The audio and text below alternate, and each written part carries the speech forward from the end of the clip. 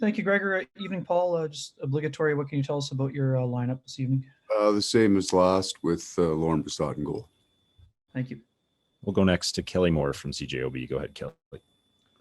Hey, Paul. Some old-fashioned Daryl Sutterism earlier today. I don't know if you caught wind of any of the things that were said, but the Coles Notes version is obviously some messages sent publicly for his hockey team. So are you expecting a decidedly different start to the game tonight than what we saw last night? The expectation is always that they'll come as hard as they can early. The style of play that they're playing suggests that's what they're looking for. Pucks deep, really aggressive, heavy forechecking team, and pucks to the net. They scored 2 goals, both odd man last night, but at net front, and I think they'll continue along that. We'll go back to Ken Weaver from Sportsnet. Go ahead, Weaver. Well, we talked about the power play last night, but what stood out to you about the ability for that first unit to adapt to a new structure? Obviously, with Patrick leaving this year, you've had a significant change on that front, and where you're operating from and what it's meant for both Mark Scheifele and Kyle Connor to take on those expanded roles on that unit. You know what? They're both places that those guys, I think, have always felt they could play. Kyle would be a half-wall shooter, whether we work the power play off his side or Mark's side. Mark wants the half wall. Blake is the guy I think that's had the biggest changeover and still managed to have success. The power play ran through him on his natural side. And now he's goal line and net front most times. So he's the guy I think that has changed, and it's a willingness to adapt and an understanding. And then what's good about it is they work on it, right? So it's Jamie Compound does a really nice job preparing them for what they're going to see, but they're very invested in it and talk and are constantly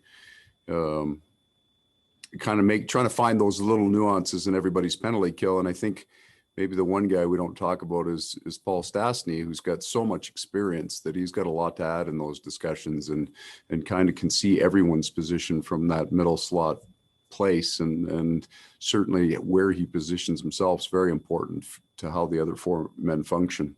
So that unit especially, and I think what we got on the other one is Nikolai Ehlers' 5-on-5 game relates to his power play, because he thinks, and as he should, as a shooter, and when he comes downhill, that's option 1 for us, which is open things up, right? And we'll get Pierre-Luc. We'll find more off that as he gets to the net, but we've got kind of 2 really different looks, one that works fairly low, one that works fairly high, and it becomes a challenge then for the pre-scout.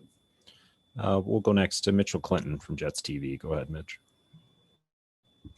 Hey, Paul, you mentioned the 2 net front goals that Calgary did get. Obviously, both of them end up kind of being some weird bounces. Do you kind of look into that at all, or what are the kind of the principles or the keys to defending when they're trying to get pucks to the net, kind of from that sharp angle? Yeah, it's different in odd man than in even strength. Mitchell, the odd man is a bigger challenge, because if you're tying up net front, then you turn a 5-on-4 into a 4-on-3 with 2 bodies, and then you lose the ability to react to other plays around. Similar with the 6-on-5, but we would expect the 5-on-5. We did a really strong job with it, and we're going to expect an awful lot of pucks going in that direction tonight. We'll go back to Kelly Moore from CJOB. Go ahead, Kelly.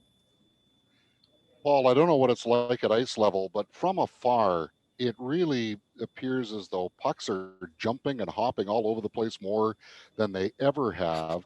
Yeah. So from that perspective, are you guys just trying to play through that, or has that resulted in a little bit of adjustment to what you normally would do? I think you see teams running the kind of called the flipper play more often. When there's not a clean pass or it's closer, I think there's less confidence with the puck. I would agree with you, Kelly. And I mean, the best that we can come up with is a function of the heat in the building, because there's not 20,000 people warming it up and changing the moisture levels. It's a real challenge, but we felt that all year. I think it seems to be getting a little bit better, but about 3-4 weeks ago, man, it was a real challenge for everybody. There's lots of frustration, but it's fair, I guess, and that both teams are dealing with it, because you say the puck's bouncing, but some nights it doesn't seem to be bouncing for the other team. I think it has been for both groups for a while. I just think the only manifestation of people understanding that is that you're seeing more pucks get flipped into the neutral zone instead of handled because they're hitting the ice and coming off at some strengths. It's a viable play. And final question to Ken Weaver from Sportsnet. Go ahead, Weaver. Paul, you touched on Stastny there. What has that opened up? You've got a lot more ability to have the high tips, and then yesterday you get the slot shot from that area. I know it was a 5-on-3, but what has that meant to add that layer, and what's it meant to opening up some of the other options for that group? Well, it's the natural place for a right-hand player like Blake to put the puck, and Paul then warrants some coverage, right? So it's going to pull that group into the middle of the ice and allow us to work it around. But one of the things, we haven't seen it too much, but what he's really good at is recognizing when the other team gets very aggressive. And when teams get very aggressive, you need to have the puck go into the middle to pull that aggressiveness off. And he moves around that hole very, very well. So it's happened a couple of times. We played aggressive penalty killing teams, and a player under pressure can find Paul in the middle, and he just moves around that hole exceptionally well.